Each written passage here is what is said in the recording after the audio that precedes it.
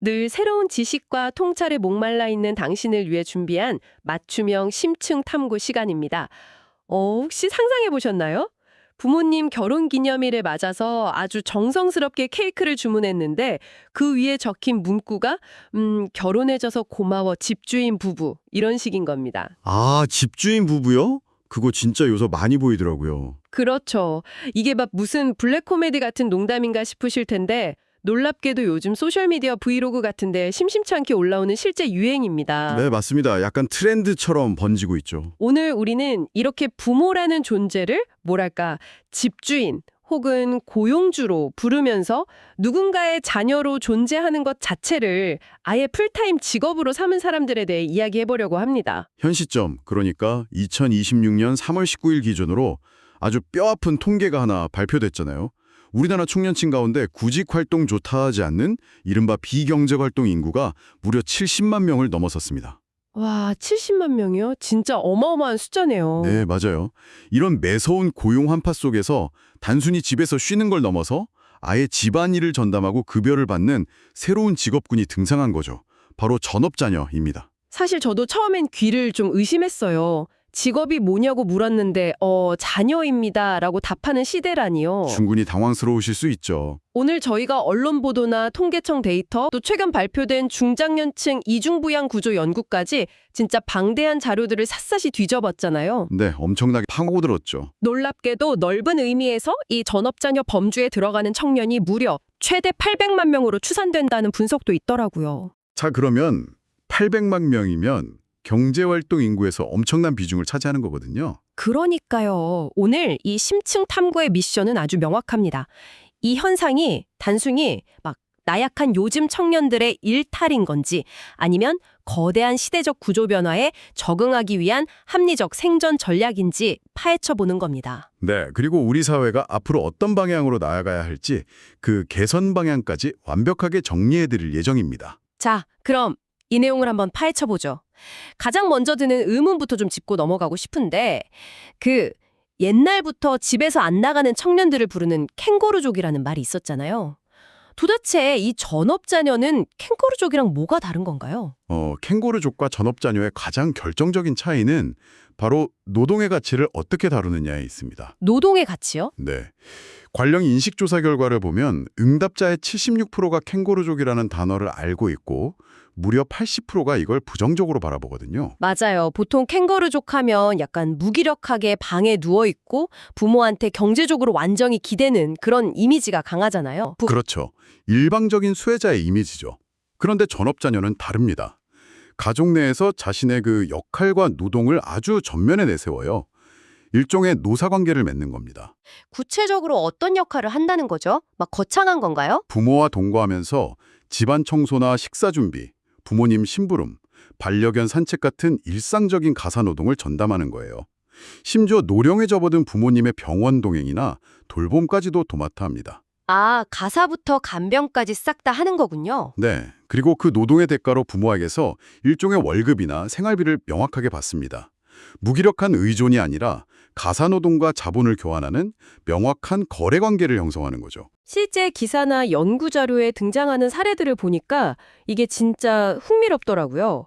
그 경기도 성남에 사는 30대 후반의 A씨 같은 경우는 대학원을 졸업하고 무려 10년째 직장을 구하지 않고 아예 집안일을 전담하고 있잖아요. 네, 연루해지는 부모님을 곁에서 모시면서 이대로 평생 살아갈 생각이라고 아주 당당하게 밝힌 사례죠. 맞아요.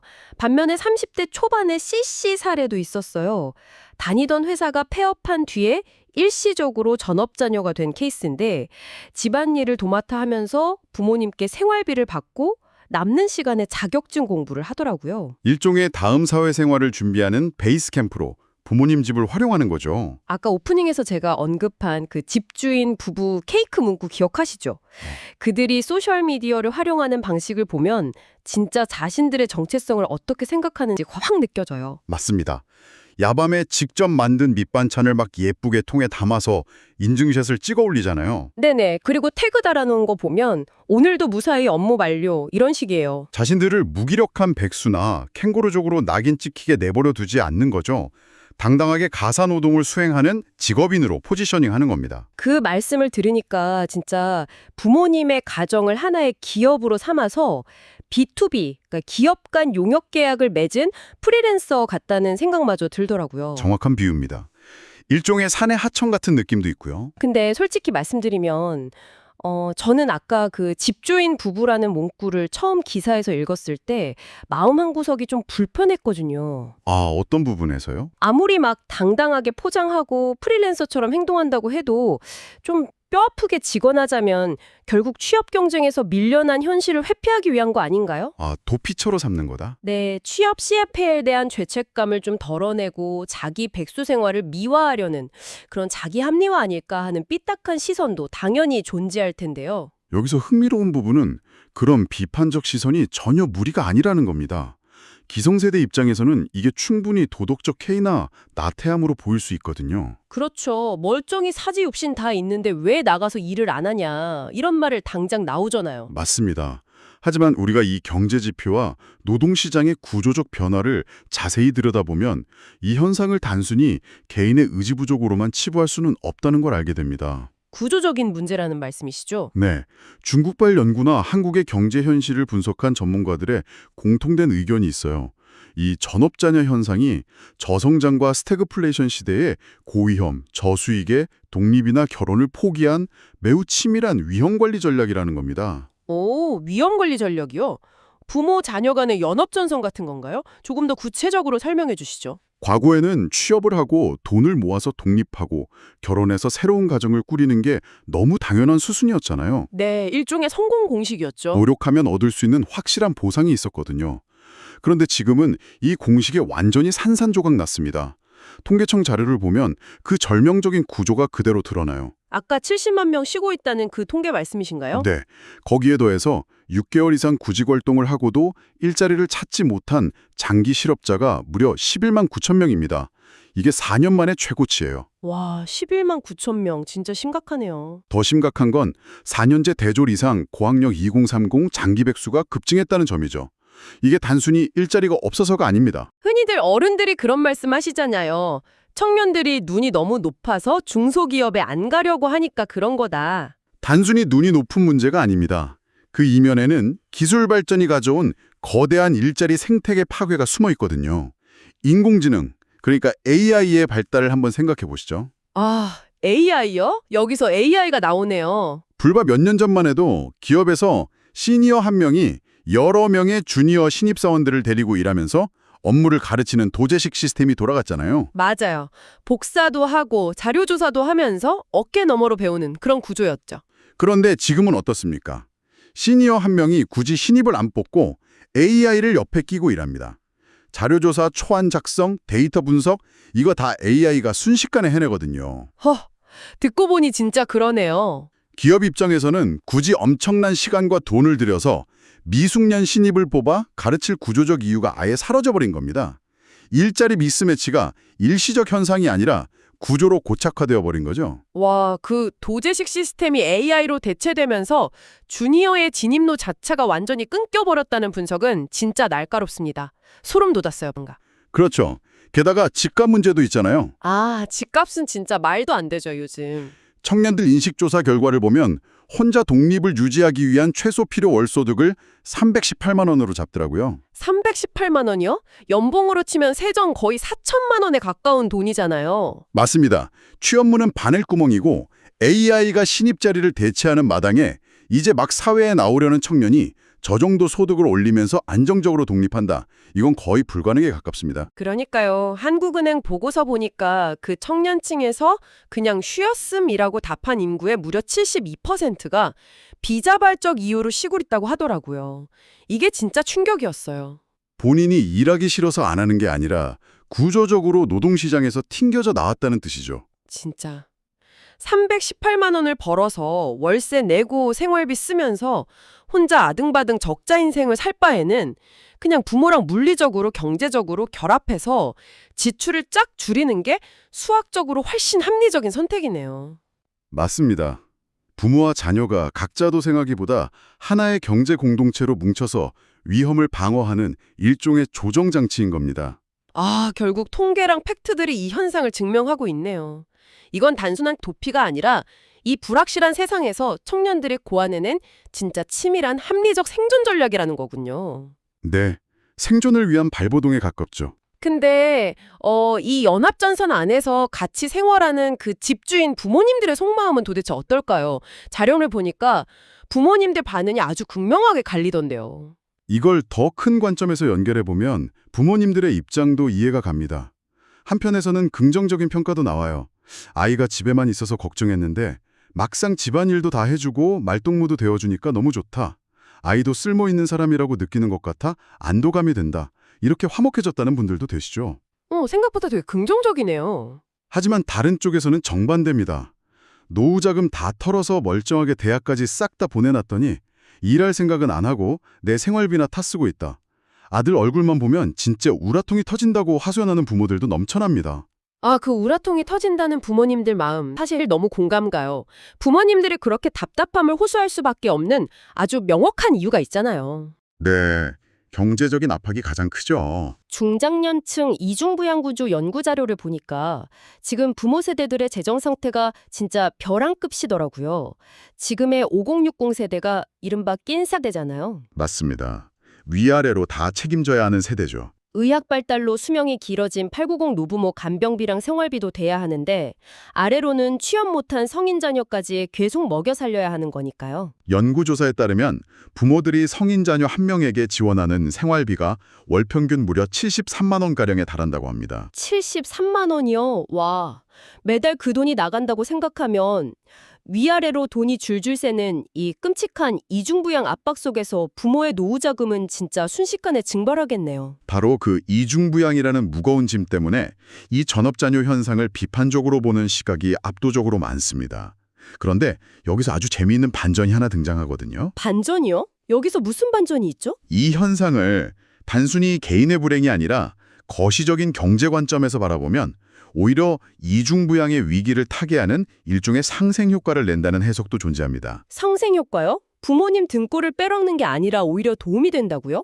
약간 이해가 안 가는데요? 이게 한국만의 현상이 아니라 실제로 글로벌한 현상이기도 하거든요. 혹시 미국 유명 퀴즈쇼 제퍼디 우승자인 고학력 청년 브랜든 리우 기억하십니까? 아, 저 그 기사 봤어요. 명문대 졸업하고 나서 방송에서 자기를 당당하게 전업 아들이라고 소개해서 난리가 났었잖아요. 네, 스테이 앳 홈 선이라고 했죠. 미국에서도 고물가랑 주거비 폭등 때문에 부모 곁에 머물면서 가사를 돕는 고학력 청년들이 늘어나고 있다는 명백한 증거입니다. 근데 더 흥미로운 건 일본의 사례와 그 이면의 경제적 메커니즘이에요. 아, 그 대목. 저도 책 읽으면서 진짜 소름이 쫙 돋았습니다. 우리보다 먼저 고령화랑 장기 침체를 겪은 일본 상황을 분석한 부분이었죠. 맞습니다. 일본 고령 인구가 전체 가계금융 자산의 60% 이상을 꽉 움켜쥐고 있거든요. 네. 근데 본인들이 얼마나 더 오래 살지 모르니까 장수 리스크에 대비하느라 돈을 전혀 안 쓰고 집에 막 묶어두는 이른바 치매머니나 장롱예금 현상이 나타난 거잖아요. 정확합니다. 고령층에 돈을 안 쓰고 움켜쥐고만 있으니 돈이 시중에 돌지는 않죠. 그럼 국가 경제는 동맥경화에 걸려버립니다. 그런데 이 꽉 막힌 경제 구조에 전업자녀가 짠 하고 등장하면 어떤 일이 벌어질까요? 꽁꽁 얼어붙어 있던 그 부자 부모의 축적된 자산이 가사 노동의 대가라는 명분으로 빈곤한 청년 세대인 자녀 지갑으로 흘러 들어간다는 거군요. 맞습니다. 자녀는 그 돈을 받아서 밖에서 밥도 사 먹고 쇼핑도 하나서 소비를 진작시키죠. 동시에 부모 입장에서는 외부 간병인을 고용하거나 요양원에 들어갈 때 드는 엄청난 비용과 불안감을 자녀가 집안에서 다 해결해 줍니다. 여기서 정말 흥미로운 점은 이게 일종의 가정 내 부의 재분배 시스템으로 작동한다는 거네요. 국가가 억지로 세금을 걷어서 나눠주지 않아도 가정 내에서 부가 이전되는 겁니다. 꽉 막힌 그 장롱예금이 자녀의 청소와 심부름을 매개로 청년 세대에게 흘러가면서 경제 혈맥을 뚫어주고 국가는 골머리를 앓던 노인 간병 문제까지 해결하는 거잖아요. 일종의 신시대형 가족 복지 모델이라고 볼 수도 있겠네요. 이론적으로는 관점을 완전히 뒤집는 아주 신선하고 탁월한 통찰이죠. 시대 악화가 낳은 결핍을 세대 간 분업으로 메우는 거니까요. 진짜 놀라운 시각이네요. 하지만 우리가 이 장밋빛 가설에 취해 있기 전에 반드시 짚고 넘어가야 할 아주 서늘하고 공포스러운 경고가 하나 도사리고 있습니다. 공포스러운 경고라면 어떤 거죠? 이 지점에 아주 중요한 질문이 제기됩니다. 잠시 집에 있을게라는 그들의 선택이 어느 순간 영원한 상시가 되어버릴 때 터지는 시한폭탄입니다. 아, 이번 취업 시즌까지만 집에 있을게 혹은 뭐 자격증 딸 때까지만 집안일 할게라고 시작했던 시간이 5년, 10년 이렇게 하염없이 길어지는 상황을 말씀하시는 거군요. 그렇습니다. 우리가 아까 일본의 장롱 예금을 이야기했지만 일본이 1990년대 버블 붕괴 이후에 이 끔찍한 부작용을 아주 정확히 만져 겪어냈습니다. 처음 청년들이 집으로 들어갔을 땐 당연히 잠시 머무는 줄 알았죠. 네, 금방 나갈 줄 알았겠죠. 하지만 시간이 지날수록 이력서에 공백기가 막 생기고 노동시장으로 다시 복귀할 통로는 완전히 닫혀버렸습니다. 결국 그 상태가 수십 년간 고착화되면서 등장한 것이 바로 그 저명한 8050 문제입니다. 8050 문제요. 그게 80대 부모와 50대 자녀를 뜻하는 그 단어 맞나요? 맞습니다. 80대 고령 부모의 연금에 기생해서 30년을 넘게 집안에만 머문 50대 은둔형 자녀의 비극을 말합니다. 와, 30년이요? 상상만 해도 너무 끔찍한데요? 일상적인 가사노동조차 멈추고 사회적 교류가 완전히 단절된 이 50대 자녀는 평생 스스로 돈을 벌어본 경험도 없고 생존 기술도 전혀 없습니다. 그런데 어느 날 80대 부모가 노환으로 사망하면 어떻게 될까요? 당연히 경제줄이 뚝 끊기겠죠. 돈 문제뿐만이 아닙니다. 남겨진 자녀는 사망 신고를 할 줄도 몰라서 부모의 시신과 함께 방치되다가 고립사하거나 극단적 선택을 해버립니다. 이것이 단순한 소설이 아니라 현재 일본 사회를 뒤흔들고 있는 끔찍한 디스토피아적 현실이에요. 아, 너무 충격적이네요. 우리 사회의 전업자녀들 역시 부모가 은퇴해서 재정이 고갈되거나 세상을 먼저 떠났을 때 과연 그 파도를 어떻게 견뎌낼 것인가 하는 무서운 시한폭탄을 안고 있는 셈입니다. 설명을 듣고 보니까 진짜 등골이 서늘해집니다. 결국 이 문제는 완전 딜레마의 연속이네요.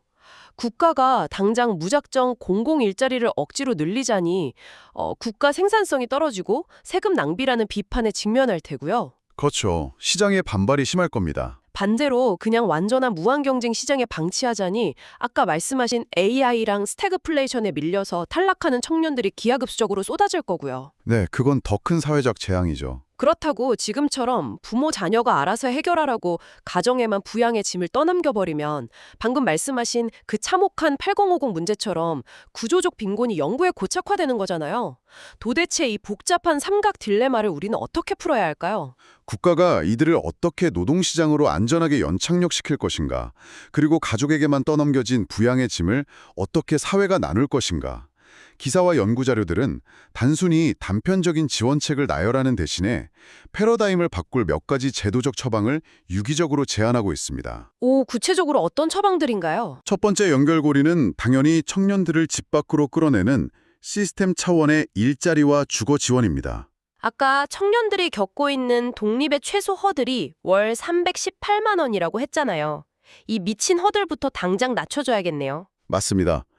성인 자녀가 물리적으로 독립할 수 있도록 파격적인 주거 안정화 대책이 선행되어야 합니다. 또한 기업들이 비용 문제로 주니어 채용을 기피하지 않도록 주니어 고용 인센티브를 국가가 팍팍 보조해줘야 하고요. 아, 기업한테 지원금을 주는 거군요. 네, 그리고 AI 시대에 발맞춰서 현장에 즉시 투입 가능한 실무형 교육을 전폭적으로 지원해서 끊어진 진입로를 다시 탄탄하게 연결해 주어야 합니다. 청년들의 허들을 낮추는 게 첫 번째라면 두 번째는 당장 이 연합전선의 자금줄 역할을 하고 있는 부모 세대를 보호하는 방파제가 필요하겠군요. 정확한 지적입니다. 중장년층 부모의 노후 준비 내실화를 위해 국가가 강하게 개입해야 합니다. 자녀를 돕겠다는 맹목적인 사랑으로 본인들의 은퇴 자산까지 다 털어놓다가는 둘 다 파산하는 최악의 결과를 맞게 되거든요. 이를 막기 위해 은퇴 전후에 중장년층에게 체계적인 노후 설계 교육과 재무 상담을 의무화하는 수준으로 제공해야 합니다. 아, 이중 부양 속에서도 최소한의 생존 방어선을 칠 수 있게 만들어주는 거네요. 청년의 자립을 돕고 부모의 노후 파산을 막는다. 여기까지는 아주 쉽게 이해가 갑니다. 근데 아까 해외 사례 중에 가족 돌봄의 제도화라는 개념이 있었잖아요. 이건 어떻게 연결되는 건가요? 이게 가장 혁신적이고 근본적인 발상의 전환인데요. 결국 가족 내에서 오가는 돌봄과 노동의 가치를 국가가 공적으로 껴안는 겁니다. 핀란드의 사례를 보시죠. 핀란드는 어떻게 하고 있나요? 무조건 돈을 쥐어주는 게 아니라 집 밖으로 나와 구직을 한다는 아주 강력한 조건이 붙어 있다는 게 핵심이네요. 그렇죠. 한 발 더 나아가 볼까요? 독일이나 스웨덴 같은 복지 선진국은 자녀가 집에서 노령의 부모를 돌보는 그 가정 돌봄 행위 자체를 아예 법적인 노동으로 인정해버립니다. 법적 노동으로요? 대박! 네, 그래서 국가가 직접 간병수당이나 돌봄자 수당을 그 자녀에게 지급하죠. 부모 개인의 장롱예금을 헐어서 자녀에게 월급을 주는 방식이 아니라 국가가 사회보험망을 통해 가족의 이중부양 부담을 적극적으로 나누어지는 겁니다. 가정 내에 은폐되어 있던 그 노동을 완전 양지로 끌어올리는 아주 세련된 방식이네요. 그래서 이게 다 무슨 의미일까요? 네. 이야기를 쭉 듣고 보니까 머릿속에 아주 명쾌하게 정리되거든요. 오늘 우리가 이토록 집요하게 파헤친 전업자녀 현상은 그냥 단순히 요즘 애들이 편하게 살고 싶어서 선택한 게으름의 결과물이 절대 아니네요. 맞습니다. 개인의 탓으로 돌릴 일이 아니죠. AI 시대의 도래, 좁아진 취업문, 미친 주택난, 그리고 고령화라는 우리 사회의 복합적 모순들이 막 얽히고 설켜서 터져나온 거대한 시대의 숙제입니다. 개인이 혼자서 풀 수 없는 이 구조적 절망 앞에서 국가의 적극적인 개입과 새로운 형태의 사회적 안전망 재건이 그 어느 때보다 절실해진 시점이라는 뜻이군요. 완벽한 핵심 요약입니다. 이 현상은 대한민국 노동과 가족 구조에 일어나고 있는 근본적인 지각 변동을 알리는 아주 강력한 신호탄입니다. 오늘 다룬 깊이 있는 자료들을 종합해 볼 때 오늘 이 방송을 들으시는 청취자 여러분께 이 한 가지 팩트만큼은 명확히 전달되었으리라 믿습니다. 네, 어떤 팩트죠? 2026년 대한민국의 전업자녀는 나약함의 산물이 아니라 벼랑 끝으로 몰린 청년들이 가족이라는 울타리를 활용해서 세대 간의 자본과 노동을 교환하며 버텨내고 있는 치열한 위험관리 전략이자 처절한 생존법이라는 사실을 말입니다. 네, 그들은 세상이 만들어 놓은 높은 장벽 앞에서 그냥 포기한 것이 아니라 방식만 다를 뿐 자신들만의 해답을 찾아 치열하게 버티고 있는 것일지도 모릅니다. 하지만 오늘 논의를 마무리하기 전에 우리가 절대로 외면해서는 안 될 아주 무겁고 뼈아픈 화두가 하나 남아 있습니다. 네. 어떤 질문일까요? 오늘 우리가 심층 탐구하며 이야기 나눈 이 청년들은 그나마 집안일을 맡기고 한 달에 70만 원이라도 쥐어줄 수 있는 이른바 집주인 부모님이 존재하는 청년들의 이야기였습니다. 경제적 보상을 제공할 최소한의 비빌 언덕이 있는 경우였죠. 그렇습니다. 그렇다면 당장 자신을 고용해줄 부모님의 경제적 여력조차 없고 기댈 방 한 칸 없는 진짜 벼랑 끝에 선 청년들은 지금 도대체 어디로 가야 하는 걸까요? 진짜 너무 묵직하게 가슴을 때리는 질문이네요. 국가제도가 무너진 자리에 가족이 이 험난한 시대의 유일한 최후의 안전망이 되어버린 사회. 이런 사회에서는 우리 사회의 잔혹한 부의 불평등이 바로 그 가족의 울타리를 타고 과거 어느 때보다 더 견고하게 세습되고 굳어지고 있는 것은 아닐까요? 오프닝에서 저희가 보통 직업이라고 하면 아침에 지하철을 타고 출근하는 뚜렷한 계약관계를 떠올린다는 이야기로 시작했었죠. 하지만 오늘 탐구를 통해 그 뚜렷했던 직업의 경계가 무너진 자리를 목격했습니다. 네, 그리고 그 자리를 가족이 대신하고 있죠. 맞습니다. 그 무너진 자리에 가족이라는 울타리가 거대한 성벽이 되어버렸네요. 누군가에게는 가사노동을 핑계로 숨을 쉴 수 있는 안식처가 되지만 그 성벽 밖에서 서성이는 누군가에게는 한없이 잔인하고 절명적인 불평등의 상징이 되고 있습니다. 우리 모두가 깊이 고민해봐야 할 문제입니다. 과연 우리는 이 거대한 성벽 밖에 남겨진 청년들을 위해 어떤 새로운 문을 열어주어야 할지 오늘 이 방송을 함께 하신 늘 통찰에 목말라 있는 당신도 각자의 자리에서 깊이 사유해 보시기를 바랍니다. 네, 사회적 연대가 그 어느 때보다 필요합니다. 이번 심층 탐구가 당신의 일상과 세상을 바라보는 해상도를 한 단계 높여주었기를 바라며 저희는 다음번에도 당신의 지적 호기심을 자극할 더 흥미롭고 예리한 주제로 찾아오겠습니다. 계속해서 파고들어 봅시다.